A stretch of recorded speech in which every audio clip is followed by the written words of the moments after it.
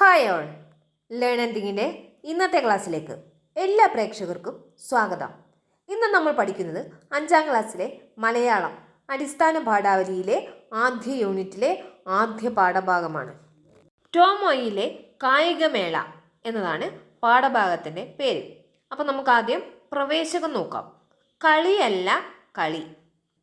പ്രവേശകമായി നൽകിയിരിക്കുന്ന പ്രവർത്തനം എന്താണെന്ന് നോക്കാം.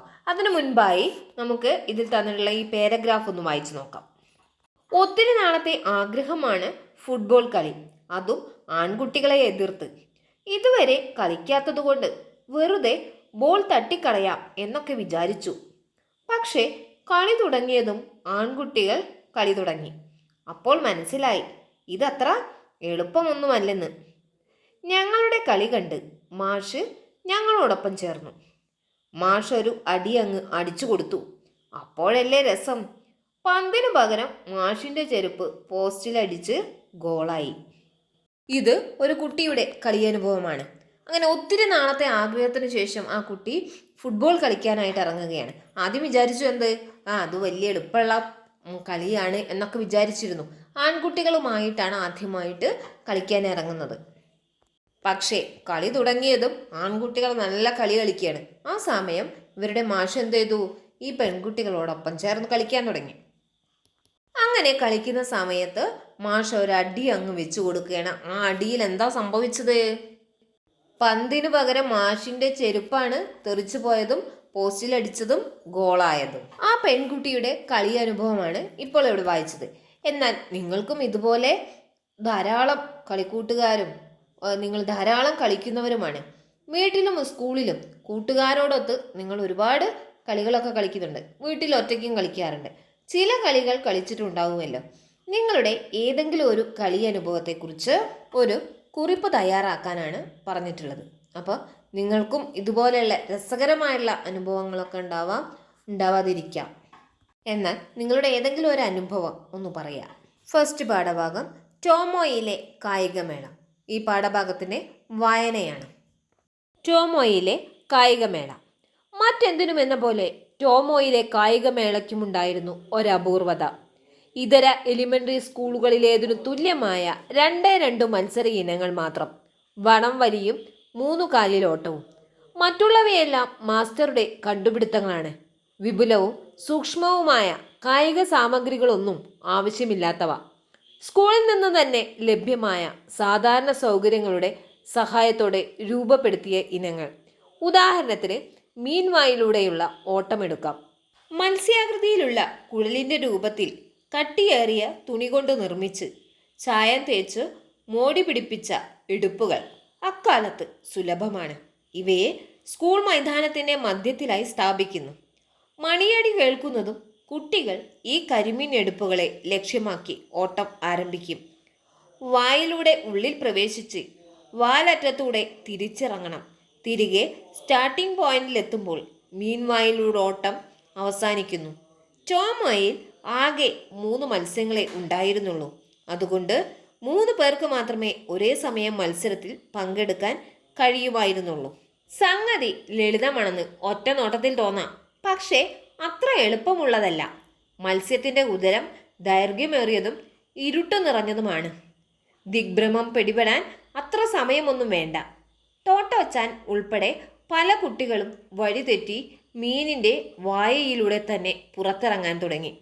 അബദ്ധം പിണഞ്ഞെന്ന് മനസ്സിലായപ്പോൾ തിരക്കിട്ട് വീണ്ടും ഉള്ളിലേക്ക് ഓടുകയേ നിവൃത്തിയുണ്ടായിരുന്നുള്ളൂ. കാഴ്ചക്കാർക്ക് രസം പകരുന്ന ഇനമാണ് ഈ മീൻ വായിലൂടോട്ടം. കുട്ടികൾ മുന്നിലേക്കും പിന്നിലേക്കും പരതി നടക്കുമ്പോൾ കരിമീൻ തടിയൻ ജീവനുള്ളതുപോലെ അങ്ങോട്ടും ഇങ്ങോട്ടും ഇളകിയാടാൻ തുടങ്ങും. വടംവലി മത്സരത്തിൽ വടം ആഞ്ഞുവലിച്ച് ഹേയ് ഹോ ഹേയ് ഹോ എന്ന ആർപ്പുവിളിയുമായി കൊബയാഷി മാസ്റ്ററും മറ്റ് അധ്യാപകരും കുട്ടികളോടൊപ്പം കൂടും. വടംവലിയിൽ പങ്കെടുക്കാനാവാത്ത യാസാക്കി ചാനെ പോലുള്ള കുട്ടികൾ മത്സരം നിയന്ത്രിക്കുന്ന ചുമതല ഏറ്റെടുക്കും. വിജയികളെ നിർണയിക്കാനായി അവർ വടത്തിൻ്റെ മധ്യത്തിലുള്ള കൈലേസിൽ കണ്ണും നട്ട് അങ്ങനെ നിൽക്കും. സ്കൂളിലെ മുഴുവൻ പേരും പങ്കെടുക്കുന്ന റിലേ ഓട്ടവും ടോമോയിൽ വ്യത്യസ്തമാണ്. ആരും ദീർഘദൂരം ഓടേണ്ടതില്ല. അസംബ്ലി ഹാളിലേക്ക് നയിക്കുന്ന അർദ്ധവൃത്താകാരമായ കോൺക്രീറ്റ് പടവുകളിലൂടെ മുകളിലേക്കും തിരിച്ചു താഴേക്കും ഓടിയാൽ ഒരാളുടെ ഊഴം അവസാനിച്ചു. ഒറ്റ നോട്ടത്തിൽ തികച്ചും നിസ്സാരമെന്ന് തോന്നാം. പക്ഷേ പടവുകൾ അസാധാരണവിധം നേർത്തതും ഇടുങ്ങിയതുമാണ്. മാത്രമല്ല ഓരോ കാൽവെപ്പിലും ഒന്നിലേറെ പടികൾ ചാടിക്കടക്കാൻ അനുവദിക്കപ്പെട്ടിട്ടില്ല. നീള കൂടുതലുള്ളവരോ മുറം പോലെ പരന്ന കാലുകളുള്ളവരോ ആണെങ്കിൽ വെള്ളം കുടിച്ചതു തന്നെ. വിശ്രമവേളകളിൽ കുട്ടികൾ അശ്രദ്ധരായി ചാടിമറിഞ്ഞു നടക്കാറുള്ള സുപരിചിതമായ ആ പടവുകൾക്ക് കായികമേളയുടെ എന്ന് പ്രത്യേക പ്രാധാന്യം കൈവരുന്നു. ആകെ 8 പടവുകൾ. ആവേശം നിറഞ്ഞ ആർപ്പുവിളികളോടെ അവർ കയറുകയും ഇറങ്ങുകയും ചെയ്തുകൊണ്ടിരിക്കും. അകലെ നിന്നു നോക്കുന്ന ഒരാൾക്ക് പ്രതിരൂപങ്ങൾ കലങ്ങി മറിയുന്ന ഒരു കാലിഡോസ്കോപ്പിൽ എന്ന പോലെയാണ് ആ മനോഹര ദൃശ്യം അനുഭവപ്പെടുക. ടോട്ടാച്ചൻ്റെയും 1-ാം തരത്തിലെ മറ്റു കൂട്ടുകാരുടെയും പ്രഥമ കായികമേളയായിരുന്നു അത്. മാസ്റ്റർ പ്രതീക്ഷിച്ചതുപോലെ തന്നെ അവർക്കത് ആസ്വാദ്യകരമായി തീരുകയും ചെയ്തു. കായികമേളയിൽ ഏവരെയും അതിശയിപ്പിക്കുന്ന ചിലത് സംഭവിച്ചു. ഇത്തിരിയോളം പോന്ന കൈകാലുകളുടെ ഉടമയായ തകാഹാഷി എല്ലാ ഇനത്തിലും 1-ാമതെത്തി. അത് അവിശ്വസനീയമായിരുന്നു.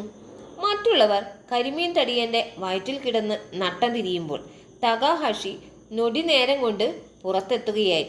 കൂടെയുള്ളവർ ഏണിപ്പലകകൾക്കിടയിലെ നൂന്നുകയറ്റം ആരംഭിച്ചതേയുള്ളൂ. അവനത് തിരിച്ചിറങ്ങി. ഏതാനും വര പിന്നിട്ട് കഴിഞ്ഞിരിക്കുന്നു. അസംബ്ലി മന്ദിരത്തിൻ്റെ പടവുകളിൽ റിലേ ഓട്ടക്കാർ ഓരോ ചുവടിൽ ഓരോ പടി എന്ന നിയമം പാലിക്കാൻ പാടുപെടുകയായിരുന്നു. തൻ്റെ കുരുടിച്ച കാലുകൾ ഒരു കുതിരയെപ്പോലെ മുന്നോട്ട് ചലിപ്പിച്ചുകൊണ്ട് മിന്നൽ വേഗത്തിൽ തകാഹാഷി അവരെ കടന്ന് മുകളിലേക്ക് പോയി. ഈ തകാഹാഷിയെ ഒന്ന് തോൽപ്പിക്കാൻ ഞങ്ങൾ നന്നേ നോക്കിയിട്ടോ. പറ്റില്ല. ഏവർക്കും ഒരേ അഭിപ്രായമായിരുന്നു. അവനെ തോൽപ്പിക്കാനുള്ള വാശിയോടെ മറ്റു കുട്ടികൾ അവരുടെ കഴിവിൻ്റെ പരമാവധി അധ്വാനിച്ചു. അധ്വാനം മിച്ചം.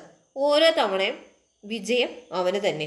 ടോട്ടാച്ചാനും കഠിനമായി ശ്രമിക്കാതിരുന്നില്ല. പക്ഷെ അവൾക്കൊരിക്കലും അവനെ പരാജയപ്പെടുത്താനായില്ല. വെറുതെ നീട്ടിപ്പിടിച്ചുള്ള ഓട്ടമായിരുന്നെങ്കിൽ അവനെ പിന്നിലാക്കാൻ അവർക്കൊക്കെ കഴിയും. പക്ഷെ കടമ്പകൾ കടക്കേണ്ട ഒരിനത്തിൽ അവർ അടിയറവ് പറയുകയേ നിവൃത്തിയുള്ളൂ. ഒരു വീരനായകന്റെ അഭിമാനത്തോടെയും സന്തോഷത്തോടെയുമാണ് തകാഹാഷി സമ്മാനങ്ങൾ സ്വീകരിക്കാൻ എത്തിയത്. എല്ലാറ്റിനും 1-ാമനായതിനാൽ ഒന്നിനു പിന്നാലെ ഒന്നായി സമ്മാനം വാങ്ങിക്കൊണ്ടിരുന്ന അവനെ മറ്റു കുട്ടികൾ അസൂയയോടെ നോക്കി. സമ്മാന വിതരണത്തിലുമുണ്ട് മാസ്റ്ററുടേതായ സവിശേഷ രീതികൾ. 1-ാം സമ്മാനം ഒരു തടിയൻ നാട്ടുചേന അല്ലെങ്കിൽ മത്തങ്ങ. 2-ാം സമ്മാനം 2 ഉരുളക്കിഴങ്ങ്. 3-ാം സമ്മാനം ഒരു പിടി ചീര. ഇങ്ങനെയൊക്കെയാണ്. ഒരു പക്ഷേ ആർക്കറിയാം, തകാഹാഷിയുടെ വിജയത്തിന് വേണ്ടി തന്നെ അദ്ദേഹം കണ്ടുപിടിച്ചവയാവാം ടോമ ശൈലിയിലുള്ള ആ പ്രത്യേക ഇനങ്ങൾ. തെത്സുഗോ കുറോയാനഗി, ടോട്ടാച്ചാൻ. ഇത്രയും ഭാഗം എല്ലാവർക്കും മനസ്സിലായിട്ടുണ്ടാവും എന്ന് കരുതുന്നു. നിങ്ങളുടെ വിലയേറിയ അഭിപ്രായങ്ങളും നിർദ്ദേശങ്ങളും എല്ലാം എന്നെ അറിയിക്കുക. കൂടുതൽ മലയാളം ക്ലാസ്സുകൾക്കായി ഈ ചാനൽ സബ്സ്ക്രൈബ് ചെയ്യുക. കൂടാതെ ബെൽ ബട്ടൺ അമർത്തുക. വീഡിയോ ഇഷ്ടപ്പെട്ടെങ്കിൽ ലൈക്ക് ചെയ്യുക, ഷെയർ ചെയ്യുക, സബ്സ്ക്രൈബ് ചെയ്യുക.